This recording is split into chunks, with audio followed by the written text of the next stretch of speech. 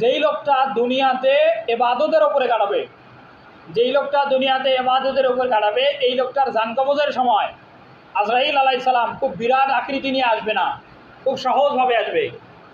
মানুষের মৃত্যুর পূর্ব মুহূর্তে আজরাইল মৃত্যু পথযাত্রী মানুষটার কাছে কিভাবে আসে, সূরা নাজিয়া 30 পারাতে আছে, ওয়ান নাজিয়াতি গরকা ওয়ান নাশিতাতি নাশতা ওয়াস সাবিহাতি সাবহা ফাসসাবিকাতি সাবকা, এই 4 আয়াতে আছে। যে কারো কাছে খুব সুন্দর একবারে নম্রভাবে আসে। আর এই আয়াতগুলোর ব্যাখ্যাতে হাদিস আছে যে একজন দুগ্ধপুষ্য সন্তান মায়ের স্তন পান করতে করতে যেমন ঘুম আসে, ওই সন্তানটাও তেমন বুঝতে পারে না যে আমি কখন ঘুম আসলাম, মাও অনেক সময় বুঝতে পারে না সন্তানটা কখন ঘুমিয়েছে। এই রকমভাবেই আল্লাহ তাআলা নেককার মানুষদের জান কবজ করার দায়িত্ব দেন আজরাইল আলাইহিস সালামকে। এরকম আবার যারা পাপিষ্ঠ তাদের জান কবজের কষ্ট কেমন, একজন জীবন্ত মানুষের চামড়াগুলো যদি এমনিতেই খুলে নেওয়া হতো, হাদিস যে জীবন্ত মানুষের চামড়াগুলো যদি এমনিতেই খুলে নেওয়া হতো তাহলে ওই মানুষটার যে পরিমাণ কষ্ট পাবে, একজন পাপিষ্ঠ বদকারের জান কবজের সময় আজরাইল ওই লোকটাকে এই পরিমাণ কষ্ট দেয়। এই কথাটা, এই চিত্রটা সূরা নাজিয়াতের প্রথম 4টা আয়াতে আসছে।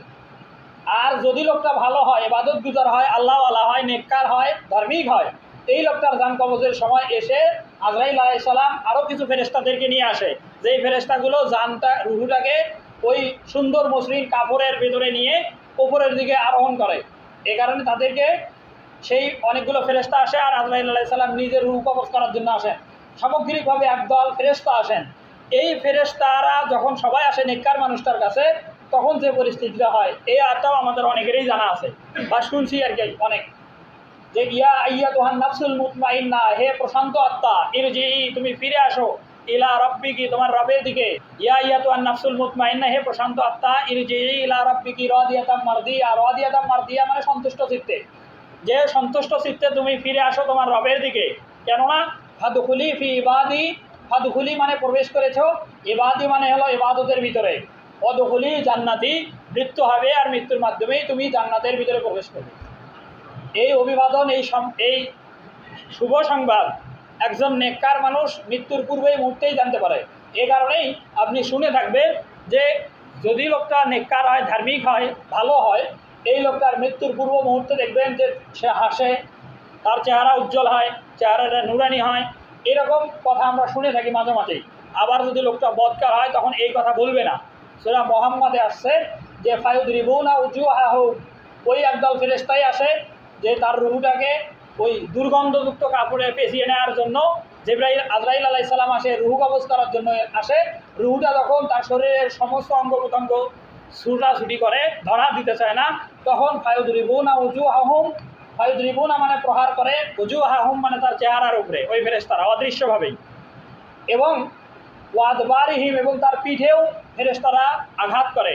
এ কারণেই পাপিষ্ঠ লোকেরা যখন মৃত্যুবরণ করে সে তার চেহারাটা যেমন ফ্যাকাশে হয়, ঠিক একইভাবেই সে অনেক কষ্ট পায়, ঘেমে যায়, বিভিন্ন রকমের শারীরিক সিমটম বোঝা যায়, যেগুলো দিয়ে বোঝা যায় যে এই লোকটার জান কবজ খুব কষ্টের মধ্য দিয়ে হচ্ছে, এরকম আর কি। তো জান কবজ যেন সহজ হয় তার জন্য মাধ্যম হলো আল্লাহ তাআলার ইবাদত করা। আল্লাহ তাআলা আমাদেরকে তার সকল হুকুম আহকাম রাসূলের তরিকার উপরে আমল করার তৌফিক দান করুক, তাহলেই সেগুলো ইবাদত হবে। আর আল্লাহ তাআলা আমাদেরকে সেই মাফিক আমল করার তৌফিক দান করুক, সকলে বলে আমিন। আর একজন মানুষ যদি আল্লাহর ইবাদত করে তাহলে তার লাভ কি? একজন মানুষ ইবাদত করবে দুনিয়ায়, ইহকালে। এই ইহকালে যদি আল্লাহর ইবাদত করে তাহলে তার লাভ হবে দুইটা, একটা ইহকালে আর একটা পরকালে। এই আয়াতটা আমাদের সবার মুখস্থ। সূরা কুরাইশে আল্লাহ তাআলা বলেন যে ফালিয়াবুদু রাব্বা হাযাল বাইত, যে তোমরা এই কাবা ঘরের ইবাদত করো। ইবাদত করলে লাভ কি? আল্লাযী আত'আমাহুম মিন জু, যে ক্ষুধা লাগলে আল্লাহ তাআলা তোমাদেরকে খাবার দিবেন। আত'আমাহুম তোমাদেরকে খাওয়াবেন, মিন জু, জুইন শব্দের অর্থ হলো ক্ষুধা। যখন তোমাদের ক্ষুধা লাগবে আল্লাহ তখন তোমাদেরকে খাওয়াবেন।